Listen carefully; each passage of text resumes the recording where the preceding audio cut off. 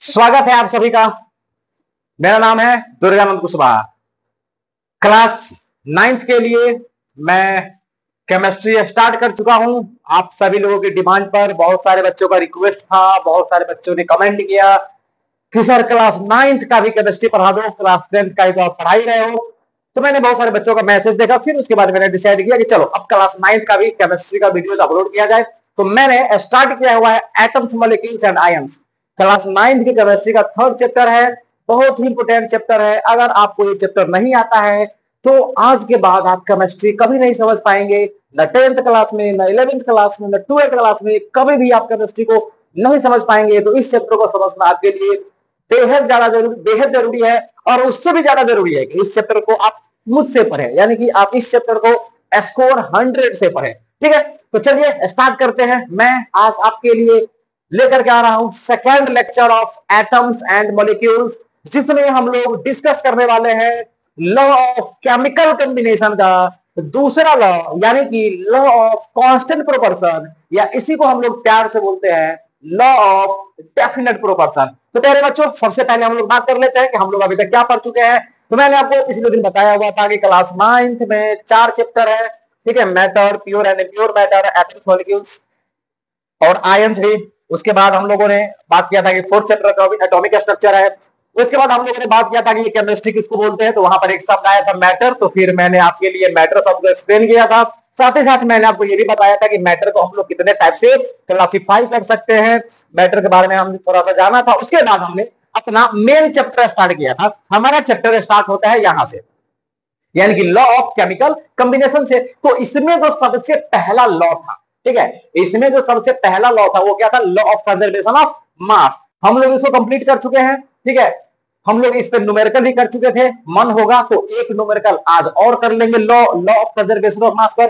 फिर आज के वीडियो में हम लोग लॉ ऑफ कांस्टेंट या लॉ ऑफ डेफिनेट प्रोपोर्शन को पूरा खत्म कर देंगे। और कल के लेक्चर में हम लोग बात करेंगे law of sorry 9th class में ये दो ही पढ़ना है। ठीक है, उसके बाद हम लोग कल बात करेंगे डाल्टन्स एटॉमिक थ्योरी के बारे में। ठीक है, तो चलिए हम लोग अपने लेक्चर को आगे बढ़ाते हैं। देख लीजिए, हम लोग पढ़ चुके हैं law of conservation of mass. ठीक है, मैंने न्यूमेरिकल भी करवा दिया था जो एनसीईआरटी में दिया हुआ था। ठीक है, चलिए तो ऐसा करते हैं कि एक और न्यूमेरिकल कर लेते हैं इस पर, law of conservation of mass पर एक और न्यूमेरिकल किया जाए। ठीक है, चलिए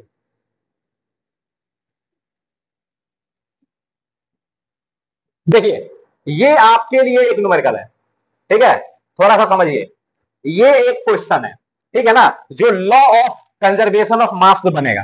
ठीक है, बहुत आसान सा क्वेश्चन है, इतना आसान सा क्वेश्चन है भाई, मतलब क्या बताएं यार, शर्म लग रहा है कि मैं ऐसा क्वेश्चन करवा रहा हूं। ठीक है, लेकिन बुक में था तो मैंने कहीं कहीं से उठा दिया। और क्लास 9th में मतलब इतना आसान ही है। और वैसे भी law of conservation of mass से बहुत ज्यादा टफ क्वेश्चन नहीं बनता है। ठीक है, चलिए देखिए क्वेश्चन क्या कह रहा है। क्वेश्चन कह रहा है कि कैल्शियम कार्बोनेट डिकम्पोज हो रहा है ऑन हीटिंग। देखिए क्या कह रहा है, हमारे पास कैल्शियम कार्बोनेट, ठीक है, कैल्शियम कार्बोनेट है।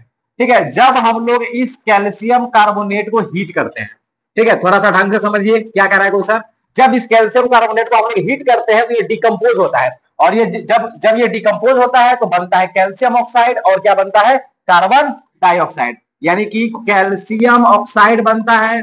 और क्या बनता है? और बनता है कार्बन डाइऑक्साइड। ठीक है, कार्बन डाइऑक्साइड यानी कि CO2 गैस बनता है। ठीक है, आप लोग ये तो जानते हैं। ठीक है, अब कह रहा है कि अगर 10 gram of calcium carbonate is decompose. ठीक है, अब कह रहा है ये जो कैल्शियम कार्बोनेट है ना, ये 10 ग्राम है। कितना ग्राम है? 10 ग्राम है। अब कह रहा है 5.6 gram of calcium oxide is formed, यानी कि जो कैल्शियम ऑक्साइड है ये कितना बन रहा है? ये बन रहा है 5.6 ग्राम। तो हमसे क्वेश्चन पूछ रहा है कि बताओ CO2 कितना बनेगा। ठीक है ना, CO2 कितना बनेगा? CO2 कितना बनेगा? ठीक है, और उसके बाद पूछ रहा है कि किस नियम का यूज करके, किस लॉ का यूज करके आप ये सवाल बनाए हो। ठीक है, तो भाई साहब ये तो बहुत आसान है। ठीक है, बहुत आसान है, बहुत आसान है। हम लोग क्या जानते हैं, ठीक है ना, कि रिएक्टेंट का टोटल मास किसके बराबर होगा? प्रोडक्ट के टोटल मास के बराबर होगा। ठीक है, हम तो ये जानते हैं। ठीक है, अब देखिए रिएक्टेंट का मास कितना है? 10 ग्राम। ठीक है, और प्रोडक्ट का मास कितना है? तो 5.6 ग्राम एक बंदा है, और जिसका हमें निकालना है उसको हम लोग क्या मान लेते हैं? एक्स मान लेते हैं। तो एक्स का वैल्यू कितना आ जाएगा? एक्स का वैल्यू आ जाएगा 4.4 ग्राम। तो देखिए हमसे पूछ रहा था कि CO2 का मास कितना आएगा, तो CO2 का मास आ जाएगा 4.4 ग्राम। और साथ ही साथ हमसे ये क्वेश्चन पूछ रहा है कि आप इस सवाल का आंसर निकालने के लिए, ठीक है, ये सोल्व करने के लिए आपने केमिकल कॉम्बिनेशन के किस लॉ का इस्तेमाल किया। तो भाई साहब हमने इस्तेमाल किया law of conservation of mass का, ठीक है, law of conservation of mass का। तो ये बहुत ही आसान सा कहानी था, ठीक है, बहुत ही आसान सा सवाल था, ठीक है। चलिए तो मेरे विचार से आप लोगों को ये समझ में आ गया होगा, ठीक है। अब हम लोग स्टार्ट करते हैं आज का अपना टॉपिक, जिसमें हम लोग पढ़ने वाले हैं लॉ ऑफ कांस्टेंट प्रोपोर्शन, या हम लोग इसी को बोलते हैं लॉ ऑफ डेफिनेट प्रोपोर्शन। तो आप इसे लॉ ऑफ कांस्टेंट बोल लो या आप इसे लॉ ऑफ डेफिनेट बोल लो। तो लॉ ऑफ कांस्टेंट प्रोपोर्शन या लॉ ऑफ डेफिनेट प्रोपोर्शन, ठीक है, ये हमारा है। चलिए समझने का प्रयास करते हैं, ठीक है, इस नियम को समझने का प्रयास करते हैं, क्या कहता है ये नियम, ठीक है, थोड़ा सा समझने का प्रयास करते हैं। देखिए मान लीजिए कि हमारे पास एक कंपाउंड है, ठीक है, आप लोग कंपाउंड समझते होंगे, ठीक है। मान लीजिए कि हमारे पास एक कंपाउंड है वाटर, ठीक है, वाटर को हम लोग इस तरीके से लिखते हैं, ठीक है, ये H2O क्या है, ये वाटर है, ठीक है, ये बात याद रखना, ये H2O क्या है, ये वाटर है, ठीक है। तो मान लीजिए कि हमारे पास एक कंपाउंड है वाटर, H2O है, ठीक है।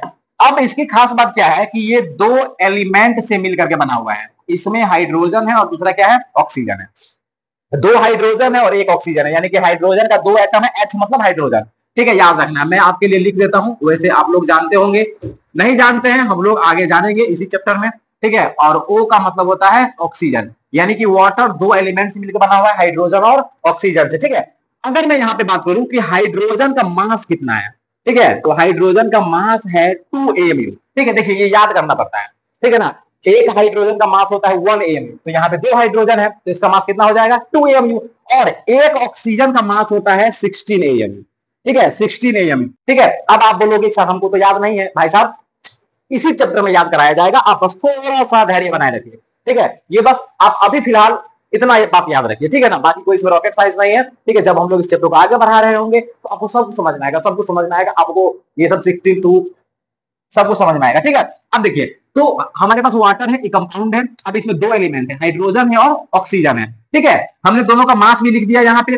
अब हम क्या निकाल रहे हैं, रेशियो निकाल रहे हैं, ठीक है, यानी कि दोनों के दोनों एलिमेंट का क्या निकाल रहे हैं, मास रेशियो निकाल रहे हैं। तो मास रेशियो कितना होगा, हाइड्रोजन का 2 है, ऑक्सीजन का कितना है 16 है, तो ये कितना आ जाएगा 1:8 आ जाएगा, ठीक है। तो ये क्या आ गया, ये आ गया मास रेशियो, ये बात याद रखना है, ठीक है। यानी कि मैं ऐसा बोल सकता हूं कि वाटर में हाइड्रोजन और ऑक्सीजन का जो मास रेशियो होता है वो कितना होता है 1:8 होता है, कितना होता है 1:8 होता है। अब इसका क्या मतलब हुआ, तो यही नहीं समझ में आया होगा, ठीक है भैया हमने मास रेशियो तो निकाल लिया, लेकिन क्या इसका क्या, ठीक है। तो भाई साहब देखो मास रेशियो 1:8 है, इसका मतलब हुआ कि जब भी वाटर बनेगा, जब भी आप किसी भी तरीके से वाटर को बनाओ, किसी भी एक्सपेरिमेंट के द्वारा वाटर को बनाओ, अगर वाटर बन रहा है, अगर वाटर बन रहा है, ठीक है, तो उसमें हाइड्रोजन अगर 1 ग्राम है, इसका मतलब हुआ कि ऑक्सीजन उसमें 8 ग्राम होगा, रिमेंबर इसका ये मतलब है, यानी कि मास रेशियो 1:8 होने का मतलब है कि अगर 1 ग्राम हाइड्रोजन रिएक्ट कर रहा है तो 8 ग्राम ऑक्सीजन रिएक्ट करेगा, तब जाकर के वाटर बनेगा, ठीक है। यानी कि वाटर में हाइड्रोजन और ऑक्सीजन का जो मास का रेशियो है वो हमेशा 1:8 होगा। यानी कि अगर मान लीजिए कि कोई एक्सपेरिमेंट हम कर रहे हैं जिसमें हाइड्रोजन और ऑक्सीजन मिलकर के वाटर बन रहा है, अगर हाइड्रोजन 5 ग्राम है, अगर हाइड्रोजन 5 ग्राम है तो वहां पे आपको ऑक्सीजन देना पड़ेगा 40 ग्राम और वाटर बनेगा 45 ग्राम। इस बात को याद रखना है। हम ये कैसे समझ गए, तो भाई हम ये जानते हैं कि वाटर बनाने के लिए अगर आप हाइड्रोजन 1 ग्राम डालोगे तो आपको ऑक्सीजन कितना डालना पड़ेगा 8 ग्राम डालना पड़ेगा, लेकिन हमने यहाँ पे हाइड्रोजन 5 ग्राम डाला ना, तो आपको ऑक्सीजन 40 ग्राम डालना पड़ेगा, और ये दोनों मिला करके टोटल वाटर कितना बनाएगा 45 ग्राम बनाएगा, ठीक है। तो मैं बस इतना कहना चाहता हूं कि अगर हमारे पास वाटर है तो आप वाटर को किसी भी तरीके से बना लो, आप वाटर को कहीं से उठा करके लाओ। मेरे विचार से आप लोगों को पूरा का पूरा कहानी क्लियर होगा। तो कहानी का जो सिंपल सा मतलब है, जो मैं आपको बताना चाह रहा हूं, वो ये है कि भाई साहब, हमारे पास कोई भी कंपाउंड अगर है ना, कोई भी कंपाउंड, तो वो कंपाउंड जितने एलिमेंट से मिलकर के बना होगा, उस एलिमेंट के मास का रेशियो हमेशा फिक्स होता है, चाहे आप उस कंपाउंड को कहीं से लेकर के आओ, किसी भी मेथड से बनाओ। ठीक है, ये मैं नहीं कह रहा हूं भाई साहब, प्लीज ट्राई टू अंडरस्टैंड। ये मैं नहीं कह रहा हूं, ये कौन कह रहा है? ये कह रहा है लॉ ऑफ कांस्टेंट प्रोपोर्शन। यानी कि लॉ ऑफ कांस्टेंट प्रोपोर्शन क्या कहता है? तो ये सिंपल सा बात कहता है कि भैया अगर कोई कंपाउंड है ना, तो उस कंपाउंड में जितने एलिमेंट है, उस सभी के मास का रेशियो हमेशा फिक्स होता है, चाहे आप उस कंपाउंड को कहीं से लेकर के आओ। ठीक है, तो ये बात याद रखना है। ठीक है, तो मिला जुला करके हम क्या बोल सकते हैं? तो मिला जुला करके हम ये बोल सकते हैं, ठीक है, कि अकॉर्डिंग टू दिस लॉ, ठीक है, इस लॉ के अनुसार, इस लॉ के अनुसार, ठीक है, mass ratio of elements in a given compound,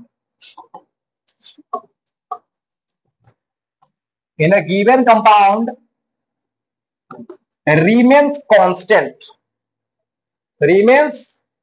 constant irrespective to the source और मोड ऑफ प्रिपरेशन। ठीक है ना, यानी कि आप उसको कहां से ला रहे हो या किस तरीके से बना रहे हो, इस बात से उसको कोई फर्क नहीं पड़ता है। ठीक है, जैसे मैंने आपको अभी बताया कि भाई साहब हमारे पास वाटर है, ठीक है, तो उसमें हाइड्रोजन और ऑक्सीजन के मास का रेशियो क्या होगा? हमेशा फिक्स होगा। ठीक है, तो ये बात याद रखना है। अब देखिए इसी कहानी को, मान लीजिए ये तो मैंने आपको एक एग्जांपल दिया वाटर का, और मैंने आपको डायरेक्ट स्टेटमेंट और इसका मतलब समझा दिया। अब इसी कहानी को जब हम लोग एक दो सवाल के द्वारा करेंगे ना, तो आपको पूरा कहानी समझना है। ठीक है, तो आइए कुछ सवाल करते हैं। ठीक है, कुछ सवाल कर लेते हैं ताकि हमारा जो फंडा है वो क्लियर हो जाए। लेकिन उससे पहले एक बात और, ठीक है, मैं एक बात आपको और सिखाना चाहता हूं, एक बात और, बस एक बात और। ठीक है, और वो क्या है? वो है मास परसेंटेज।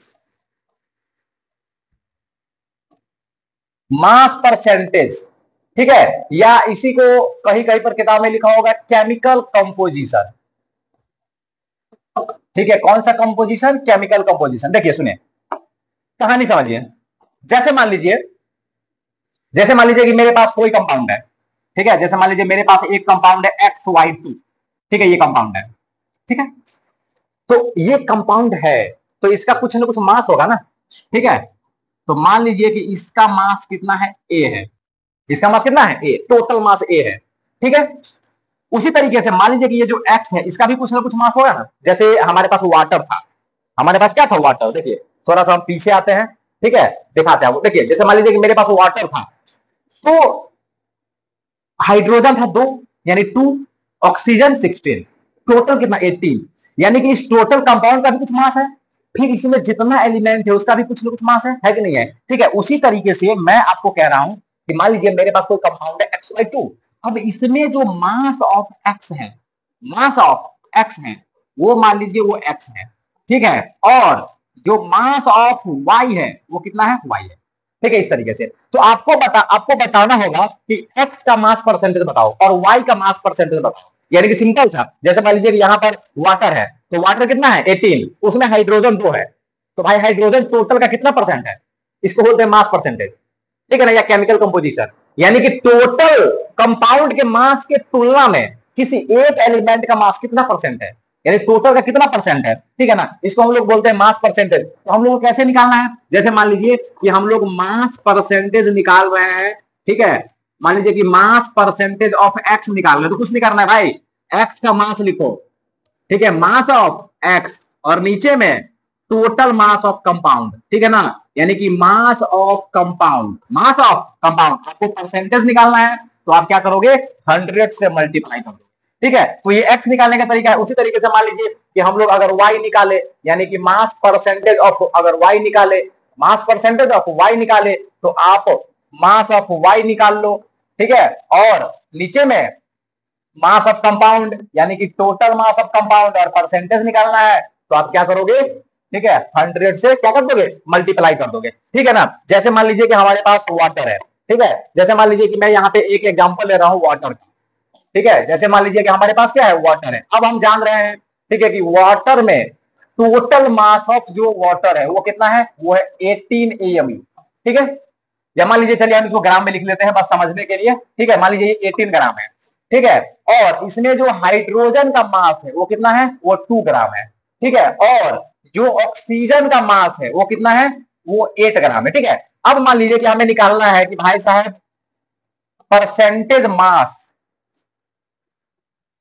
एक मिनट, यहां पे मैंने कुछ कर, परसेंटेज परसेंटेज भाई साहब, परसेंटेज मास, ठीक है ना, परसेंटेज मास यहां भी, ठीक है, परसेंटेज मास, ठीक है, याद रखना है, छोटा सा मिस्टेक था, ठीक है। उसी तरीके से मान लीजिए कि यहां पे हम हाइड्रोजन का मास परसेंटेज निकालना है, तो हाइड्रोजन का मास लिखना है, नीचे में टोटल मास लिखना है, और फिर क्या करना है, 100 से मल्टीप्लाई कर देना है।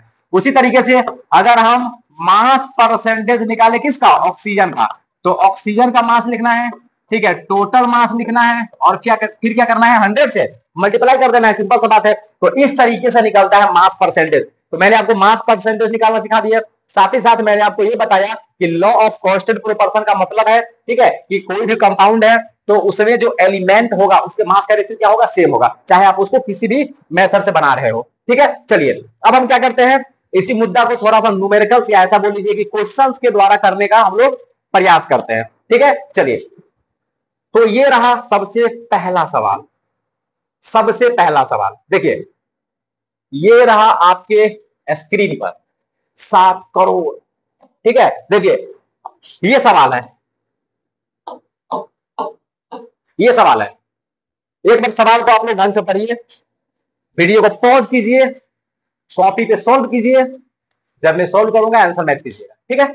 चलिए देखिए कैसे बनेगा, इन एन एक्सपेरिमेंट, किसी एक्सपेरिमेंट में, कहानी को समझिए, इन एन एक्सपेरिमेंट, किसी एक्सपेरिमेंट में 1.288 gram copper oxide was obtained from 1.03 gram of copper, ठीक है। क्या कह रहा है, देखिए हमारे पास कॉपर है, देखिए 2 एक्सपेरिमेंट हो रहा है इसमें, ठीक है, यहाँ पे 2 एक्सपेरिमेंट हो रहा है, जिसमें जो सबसे पहला एक्सपेरिमेंट है इसमें हमारे पास कुछ कॉपर है, ये ऑक्सीजन के साथ रिएक्शन कर रहा है और बना रहा है कॉपर ऑक्साइड, ठीक है। थोड़ा सा कहानी को ढंग से और प्यार से समझिए, ठीक है। क्या कह रहा है कि कॉपर ऑक्साइड मिलता है कॉपर से, ठीक है। कॉपर कितना है, तो कॉपर है 1.03 ग्राम, और कॉपर ऑक्साइड कितना मिला भैया, तो कॉपर ऑक्साइड हमको मिला 1.288 ग्राम, ठीक है। ये देखिए ये क्वेश्चन है। अब कुछ लोग कहेंगे सर यहाँ तो ऑक्सीजन कह दिया हुआ ही नहीं है, तो आप ऑक्सीजन कहां से लिख दिया, अरे भाई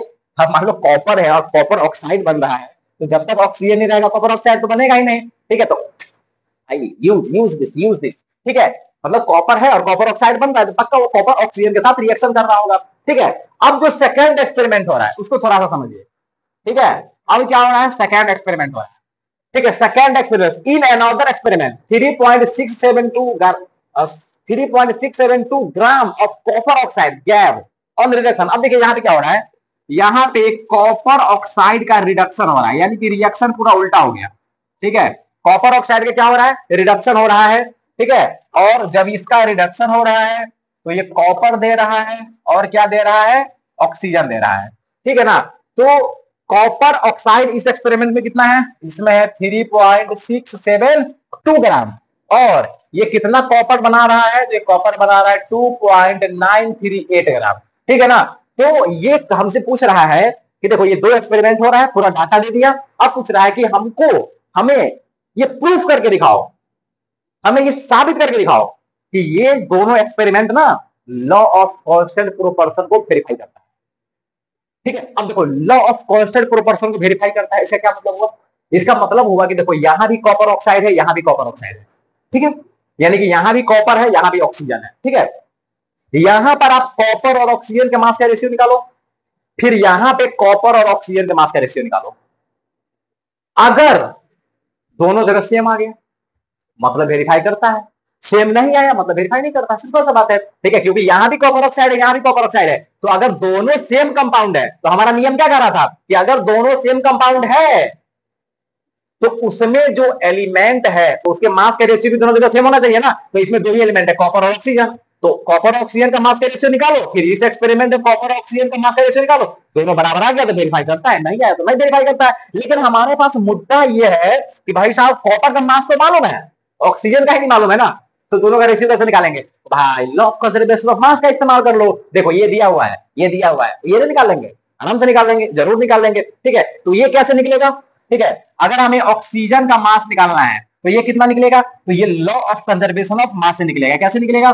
तो 1.288 ग्राम है, इसमें से आप सब्ट्रैक्ट कर दो 1.030 ग्राम को, तो कितना आ जाएगा? 8520, यानी कि 0.25 ग्राम आ गया ऑक्सीजन। ठीक है, तो आप देख लीजिए ये हमारा ऑक्सीजन है। ठीक है ना, हमारे पास ऑक्सीजन कितना आ गया इस एक्सपेरिमेंट में? तो हमारे पास यहाँ पे ऑक्सीजन आया 0.258 ग्राम। ठीक है, इन द सेम वे इस एक्सपेरिमेंट में भी हमारे पास कॉपर है बट ऑक्सीजन नहीं है, कॉपर है बट ऑक्सीजन नहीं है। ठीक है, तो कॉपर ऑक्साइड कितना है? 3.672, ये दिया है, ये दिया है, तो ये इजीली निकल जाएगा। कैसे निकलेगा? 3.672 ग्राम दिया हुआ है और ये कितना दिया हुआ है? 2.938 ग्राम। ठीक है, जब हम इस दोनों को घटा देंगे, सब्ट्रैक्ट कर देंगे, तो हमारे पास ऑक्सीजन का मास निकल जाएगा। तो कितना आ जाएगा? आपको आ रहा होगा, ठीक है ना, तो 0.734 ग्राम। ये क्या आ गया? ये हमारे पास ऑक्सीजन आ गया। ठीक है, तो आप देख सकते हैं। ठीक है ना, तो अब हम क्या करने वाले हैं? हम क्या करेंगे यहां पे इस एक्सपेरिमेंट में, ठीक है, कॉपर और ऑक्सीजन के मास का रेशियो निकाल लेते हैं। ठीक है, तो यहाँ पे कॉपर कितना है? कॉपर है 1.03 ग्राम। ठीक है, ऑक्सीजन कितना है? ऑक्सीजन है 0.258 ग्राम। अब देखिए, सुनिए, कहानी समझिए, ये लगभग 1 है, ये लगभग 0.25 है। ठीक है ना, तो इसको मल्टीप्लाई करोगे, मतलब डिवाइड करोगे, तो कितना आ जाएगा? 4:1 आ जाएगा, इस तरीके से। ठीक है, ये 4:1 आ गया। देखिए यहाँ पे कॉपर और ऑक्सीजन का मास का रेशियो 4:1। उसी तरीके से यहाँ पे हम निकाल लेते हैं कॉपर और ऑक्सीजन। देखिए यहाँ पर हम कॉपर पहले लिखे हैं, Cu मतलब कॉपर, तो यहाँ पे भी हम कॉपर को पहले लिखेंगे। ठीक है, तो कैसे निकलेगा? तो यहाँ पे कॉपर कितना है? यहाँ पे कॉपर है 2.938 ग्राम। ठीक है, और ऑक्सीजन कितना है? तो ऑक्सीजन है 0.734 ग्राम। जब आप इसको डिवाइड करोगे तो कितना आने वाला है? देखिए ये लगभग 3 है, ये लगभग कितना है? 3 है, और ये कितना है? 0.7 है। ठीक है, तो जब आप 3 को डिवाइड करोगे 0.7 से, ठीक है, तो ये कुछ ऐसा आ जाएगा 30/7। ठीक है, तो ये भी लगभग 4:1 आ जाएगा। ठीक है ना, लगभग कितना आ जाएगा? 4:1 आ जाएगा। ठीक है, तो देख लीजिए, आपके पास पूरा फंडा क्लियर है कि भाई साहब दोनों के दोनों एक्सपेरिमेंट में कॉपर और ऑक्सीजन के मास का रेशियो सेम है। यानी कि ये जो डाटा दिया हुआ है, जो फिगर्स दिए हुए हैं, ये लॉ ऑफ कांस्टेंट प्रोपोर्शन को वेरीफाई करता है। तो मेरे विचार से आपको समझ में आ गया होगा पूरा का पूरा क्वेश्चन क्या कह रहा है। ठीक है, चलिए, तो अब हम क्या करते हैं? आगे बढ़ जाते हैं। ठीक है, ये देखिए मैंने आपके लिए बहुत आसान बना दिया, मैंने बच्चे के जैसे घटा घटा के आपके लिए बनाया। ठीक है, चलिए एक और सवाल, इसको हम लोग एकदम तोड़ मरोड़ देंगे। ठीक है, देखिए मैंने आपके लिए 4-5 सवाल लगाया हुआ है इस क्लास में। ठीक है, अगर आप 5 सवाल कर लेते हैं तो आपको अच्छा खासा क्लियर हो जाएगा कि लॉ ऑफ कांस्टेंट प्रोपोर्शन क्या है और law of conservation of mass का भी पूरा सा मतलब आइडिया लग जाएगा। ठीक है, आप देखिए अगला सवाल क्या कह रहा है कि हाइड्रोजन ऑक्सीजन कंबाइन करता है in the ratio of 1:8 by mass to form water. ठीक है, क्या कर रहा है? देखिए हमारे पास हाइड्रोजन है, ठीक है, हमारे पास क्या है? हाइड्रोजन है, और हमारे पास क्या है? हमारे पास ऑक्सीजन है। ये दोनों रिएक्ट करके क्या बनाता है? वाटर बनाता है। और इसमें हाइड्रोजन और ऑक्सीजन का जो मास रेशियो है ना, वो है 1:8 है। ठीक है, ये सवाल में कह रहा है, ठीक है, कि 1:8 रेशियो में, मास के रेशियो में कंबाइन करके वाटर बना रहा है। ठीक है, यानी कि अगर हाइड्रोजन, ठीक है, अगर हाइड्रोजन 1 ग्राम है, यानी कि अगर 1 ग्राम हाइड्रोजन है भाई साहब, तो 8 ग्राम ऑक्सीजन लगता है वाटर बनाने में। इसका ये मतलब हुआ। ठीक है, यही मतलब हुआ ना, मैंने आपको अभी बताया था जस्ट पीछे, जब मैंने लॉ ऑफ कांस्टेंट प्रोपोर्शन बताया था, तो मैंने आपको बताया था कि अगर मास रेशियो 1:8 है, इसका मतलब हुआ कि अगर वाटर बनाना है तो अगर हाइड्रोजन अगर 1 ग्राम लग रहा है, ऑक्सीजन 8 ग्राम लगेगा। 1:8 का ये मतलब है। ठीक है, अगर हाइड्रोजन 1 ग्राम लग रहा है तो ऑक्सीजन कितना होगा? 8 ग्राम होगा। अब ये बंदा हमसे सवाल पूछ रहा है, कि अगर हम 3 ग्राम हाइड्रोजन लेंगे तो ऑक्सीजन कितना देना पड़ेगा? तो भाई 1 ग्राम हाइड्रोजन है तो 8 ग्राम ऑक्सीजन, तो जब 3 ग्राम तुम हाइड्रोजन दोगे ठीक है, तो 24 ग्राम ऑक्सीजन देना पड़ेगा ना, यानी कि 24 ग्राम ऑक्सीजन देना पड़ेगा। ठीक है, गेम ओवर। मतलब भाई ये भी कोई सवाल है? चलो हंस लो थोड़ा सा यार, हंस लो, ये भी कोई सवाल है? देखो ये है लॉ ऑफ कांस्टेंट प्रोपोर्शन, ये है लॉ ऑफ कांस्टेंट प्रोपोर्शन। और मास रेशियो 1:8 का क्या मतलब हुआ? देखो इस सवाल से समझ में आता है। ठीक है ना, तो सवाल के द्वारा बहुत सारा चीज समझ में आता है। जो कंसेप्ट हमें सुन के समझ में आता है वो सवाल करके समझ में आता है। ठीक है ना, कभी कभी क्या होता है कि हम कोई भी लॉ वगैरह है या कोई भी कंसेप्ट है उसको हम सुन लेते हैं तो हमको लगता है कि हाँ हमें समझ में आ गया, लेकिन जब क्वेश्चन करने के लिए बैठोगे ना तो पढ़ना नहीं पड़ेगा। ठीक है ना, इसीलिए न्यूमेरिकल टफ होता है। तो जब आप 11th 12th में जाओगे ना IIT या नीट का तैयारी करने, तो वहां पे यही खेला होता है। ठीक है, बोर्ड के लिए सब रट्टा मारने का आदत पड़ा हुआ है, डेफिनेशन याद कर लिया हो गया। वहां पे जाओगे तो कंसेप्ट को अप्लाई करना पड़ता है, जैसे हम यहाँ पे कंसेप्ट को अप्लाई कर रहे हैं, और वो अप्लाई करने में लोगों का हालत खराब होता है। और इसीलिए बड़े तेज तेज विद्यार्थी को आपने देखा होगा 10वीं के बाद फ्लॉप मार देता है, 10th के बाद फ्लॉप मार देता है। ठीक है, तो मेन कारण वो होता है वहां पे कंसेप्ट को अप्लाई करना है, या बोर्ड में क्या करना है, कंसेप्ट को रट्टा मार के जाओ और धड़क से पटक दो एग्जाम की कॉपी में, आ जाएगा नंबर।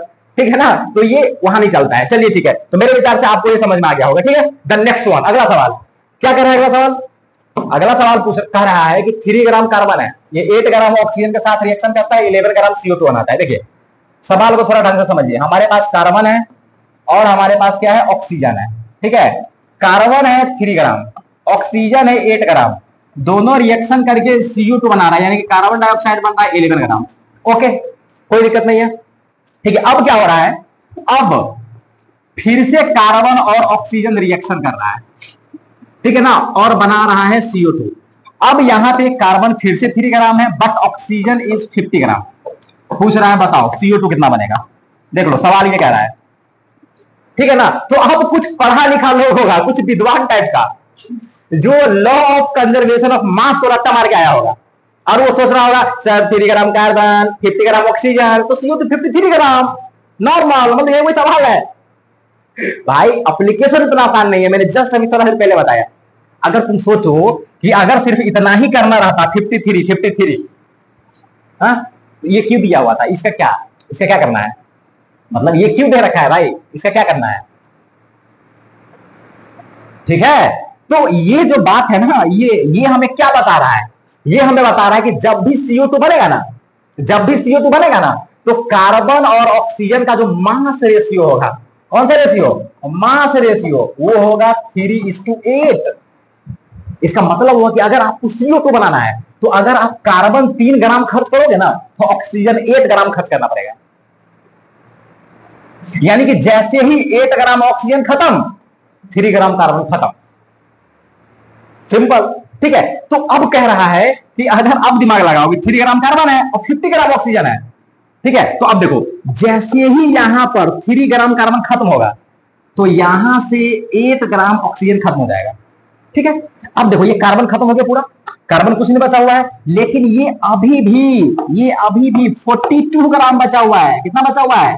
42 ग्राम बचा हुआ है। ठीक है, तो क्या आपको लगता है कि ये 42 ग्राम CO2 बना पाएगा? नहीं बना पाएगा ना, क्योंकि कार्बन में नहीं है भाई, अकेला ऑक्सीजन CO2 कैसे बना देगा? ठीक है, यानी कि इस वाले में भी 3 ग्राम कार्बन और 8 ग्राम ऑक्सीजन ही रिएक्ट किया, क्योंकि भले आप ऑक्सीजन 50 ले लिए, लेकिन जैसे ही 8 ग्राम ऑक्सीजन खत्म हुआ, कार्बन तो पूरा निपट गया ना, तो बाकी का ऑक्सीजन किसी काम का नहीं है। ठीक है, यानी कि यहां पर भी CO2 बनेगा 11 ग्राम। और ये जो 42 ग्राम बच गया ना, 42 ग्राम ऑक्सीजन, हम लोग इसी को तो कल रेजिड्यू बोल रहे थे, यानी कि ये रेजिड्यू बच जाएगा, या आप बोल दो कि अनरिएक्टेड बच जाएगा, यानी कि ये रिएक्शन ही नहीं करेगा, बच जाएगा, ऐसे ही जग मारेगा बैठ के। Law of constant proportion. ठीक है, समझ में आ रहा है कुछ हम क्या कर रहे हैं? सो तो ये लॉ ऑफ कांस्टेंट प्रोपोर्शन है भाई, डायरेक्ट लॉ ऑफ कंजर्वेशन मास नहीं लगेगा यहाँ पे, समझो। ठीक है, तो अगर लॉ ऑफ कांस्टेंट प्रोपोर्शन का मुद्दा घुसा दिया जाए तो law of conservation of mass के हिसाब का जो आंसर आ रहा था वो भी चेंज हो जाएगा। ठीक है ना, तो ये देखिए, ये दम है सवाल में भाई, ये मतलब ये दमदार सवाल था, पता है, ये दमदार सवाल था, मतलब दिमाग को हिला देने वाला सवाल था, अच्छा सवाल था, लेवल का सवाल था। ठीक है, चलिए देखिए अगला क्वेश्चन क्या कह रहा है। ये कह रहा है कि देखो ऑक्सीजन है, बोरॉन है, ठीक है, मतलब सिंपल ये एक सवाल कह रहा है कि हमारे पास एक कंपाउंड है, इसमें दो लोग हैं, एक ऑक्सीजन है और दूसरा बोरोन है। ये पूछ रहा है, ये सवाल कह रहा है कि भाई जब कंपाउंड है उसमें ऑक्सीजन बोरोन है, ठीक है, ऑक्सीजन है ना, ऑक्सीजन कितना है, अगर हम ऑक्सीजन के मास के बारे में बात करें तो ये है 0.144 ग्राम, ठीक है, और बोरोन के अगर हम मास का बात करें तो बोरोन कितना है 0.096 ग्राम, ठीक है, ये है। तो अब कह रहा है, ठीक है, कि मास परसेंटेज बताओ सभी का, ठीक है ना यार, इसका भी मास परसेंटेज बताओ, इसका भी मास परसेंटेज बताओ। तो कैसे बताएंगे भाई, ऑक्सीजन का मास परसेंटेज कैसे बताएंगे, अभी जस्ट तो सिखाए थे ऑक्सीजन का, तो भाई साहब तुम ऑक्सीजन का मास लिख दो ऊपर में और बाकी टोटल मास लिख दो नीचे में, तो टोटल मास कितना हो जाएगा 0.144 प्लस 0.096, परसेंटेज निकालना है 100 से गुना कर देना, ठीक है। उसी तरीके से अगर इसका हमें मास परसेंटेज निकालना है तो कैसे निकलेगा, जिसका निकालना है उसका मास और नीचे में टोटल मास 0.144 प्लस 0.096 परसेंटेज निकालना है, 100 से गुना करो, ठीक है। देख लो गुना भाग करके आंसर आ जाएगा, मेरे विचार से ये 40 आएगा, ये 60 आएगा, वैसे देख लीजिएगा एक 40 एक 60 आएगा, ठीक है ना, गुना भाग करके, ठीक है। तो ये बहुत आसान सा सवाल था, डायरेक्ट मास परसेंटेज निकालना था इसमें, ठीक है। तो प्यारे बच्चों, मैं ये दावे के साथ कह सकता हूं कि आपको बवाल समझ में आया होगा, बवाल तरीका से समझ में आया होगा, लॉ ऑफ कांस्टेंट प्रोपोर्शन भी और law of conservation of mass भी, ठीक है। मुझे नहीं लगता कि इससे बेहतर कोई आपको समझा सकेगा यूट्यूब पर। शेयर कीजिए आप अपने दोस्तों के साथ और आप मेरा प्रत्येक वीडियो देखते रहिए, बवाल समझ में आएगा, बवाल जो भी पढ़ाऊंगा एकदम सीधा यहां और यहां दोनों जगह घुसेगा डायरेक्ट, ठीक है। तो चलिए मिलते हैं अगले लेक्चर में, बाकी इसका नोट टेलीग्राम पे मिलेगा, ज्वाइन कर लीजिए।